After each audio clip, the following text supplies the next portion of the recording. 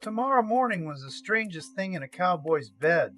Imagine a canvas bedroll slowly unrolled in the first gray light.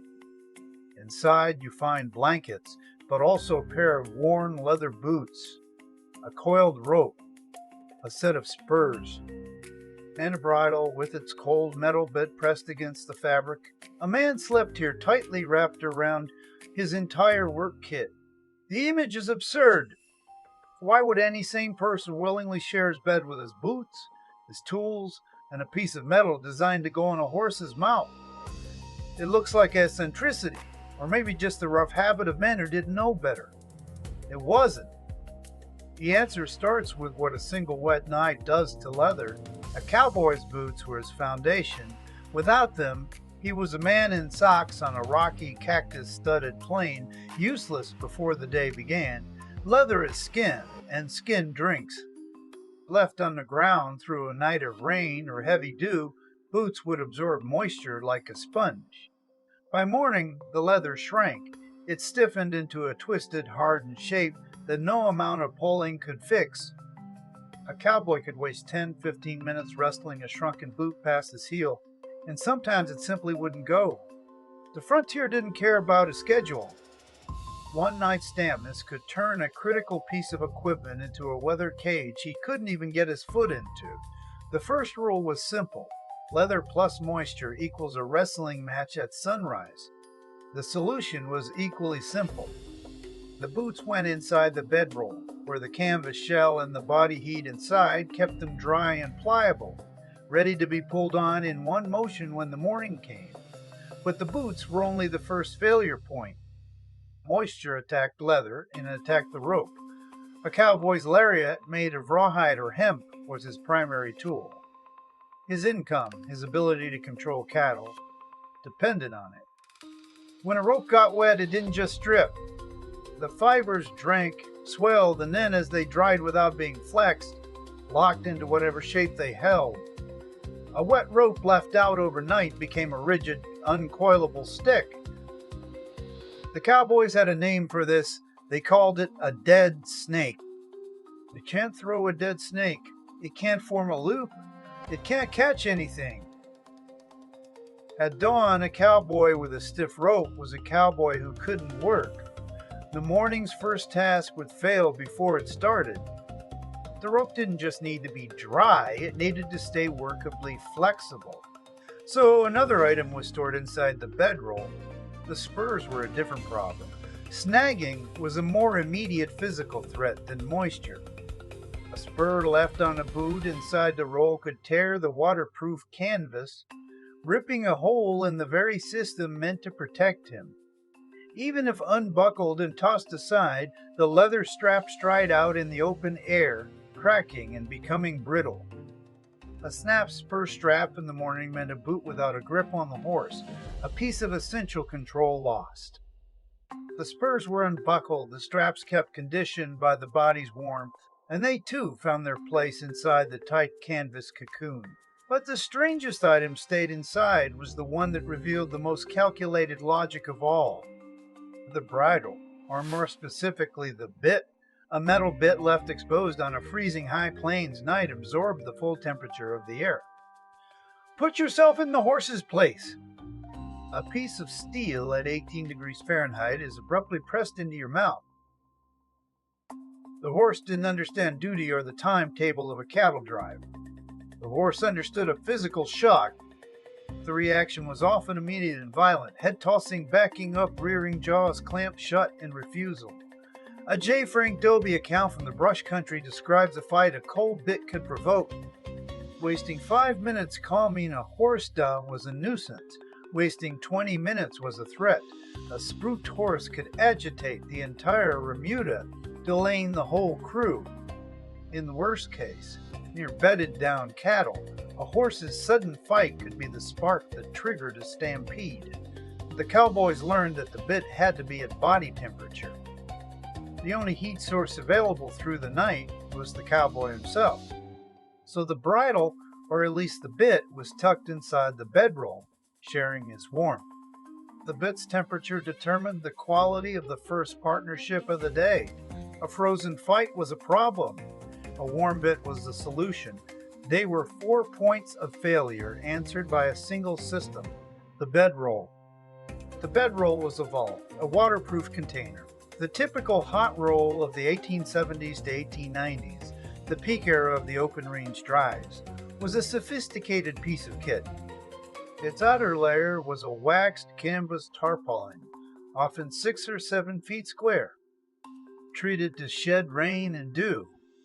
Inside, the cowboy packed his blankets, a heavy quilt sometimes called a sugun, and his personal gear, but the placement of work items wasn't random.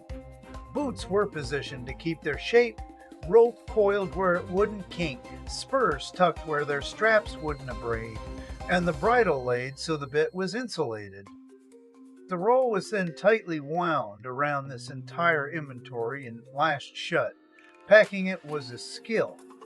A poorly rolled bedroll could unravel on the trail. A well-packed one was a waterproof mobile truck. The cowboy slept not with his gears and eccentric sharing his bed. He slept inside a survival capsule of his own design. This wasn't the lure of one old-timer. The record is specific and spans decades. In 1885, Charles Siringo, a cowboy and later a Pinkerton detective, casually mentions in his memoir the nightly routine of caring for his lariat. He writes about it not as a secret, but as a given. In 1903, Andy Adams, whose book The Log of a Cowboy is treated as a near-documentary account of trail drive life, describes the careful packing of the bedroll in camp, how men stowed their gear to protect it from the damp. Skip forward to 1958. Fay E. Ward, a former cowboy, publishes The Cowboy at Work, a detailed manual of the trade. He devotes an entire chapter to the construction and packing of a bedroll. His instructions are explicit. Place your boots, your rope, and sometimes your bridle inside the roll. These 3 sources, an 1885 memoir, a 1903 novel, a 1958 manual spanning 73 years, don't treat the practice as odd. They treat it as obvious. The modern viewer's shock is a misunderstanding of the material constraints, because the true cost of ignoring this rule wasn't discomfort. It was a cascade. Imagine a cowboy who left his gear out. The alarm is at 4:30 in the morning. He pulls on his boots. The leather has stiffened, shrunken in the night damp. He grits his teeth, forces his foot in, and loses 5 minutes he doesn't have. He grabs his rope. It's a dead snake. Kinked, rigid, impossible to coil for a proper loop. He fumbles trying to work the fibers loose. More minutes lost. His horse, already impatient, feels the tension. The cowboy reaches for the bridle, a bit still cold from the air. The horse feels the frozen metal, tosses its head, and fights. The scuffle kicks up dust. Horses nearby snort, and the bedded cattle begin to stir, lowing nervously. A lost spur strap means his boot slips in the stirrup. And now the herd is on its feet, and the cattle have taken advantage of the delay to drift. Every single failure compounded on the last. A stiff boot became a late rider. A dead rope became a missed catch. A cold bit became a fight that risked a stampede. What started as a small wet inconvenience cascaded into a morning that spiraled out of control, costing hours of daylight and scattering a day's work. This wasn't theoretical. The written record from the trail drivers proves it.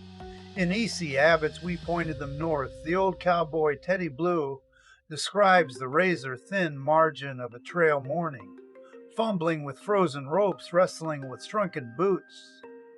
These weren't minor irritations. They were the difference between a smooth dawn and a disaster. In one account collected in The Trail Drivers of Texas, a delayed roping because of a stiff lariat allowed a steer to break, spooking others and costing the crew an entire day's labor. The rule wasn't preference, it was insurance. A cowboy who didn't sleep with his gear was a cowboy gambling with the herd, his work, and his safety. The trail punished unprotected equipment, and it punished it immediately, visibly, and with compound interest. The cowboys didn't read about this in a manual. They were taught it by older hands, men who had learned the hard way in the dust of a ruined morning. So the image we return to, the one that seems so absurd, is the mark of a professional. It was not eccentricity. It was not rough and ready carelessness. It was careful, calculated, frontier logistics applied to the single most important transition of the day, the move from sleep to work. The cowboy shared his bed with his boots, his rope, his spurs, and his bridle, because he was sleeping for the man he had to be at dawn. The canvas roll was a bedroom and a gear vault, a humidity-controlled, temperature-managed container for the items that would define the next 16 hours of his life. The strangest thing in a cowboy's bed was not the cowboy. It was tomorrow morning, packed tight, kept warm, and kept dry, ready to be unrolled in the first light. The practice was hard-worn wisdom, a rule born from the trail's unforgiving logic. He slept with his gear for the same reason he checked his cinch and watched the sky. Because the morning came fast, it came cold, and it would not wait for a man who wasn't ready.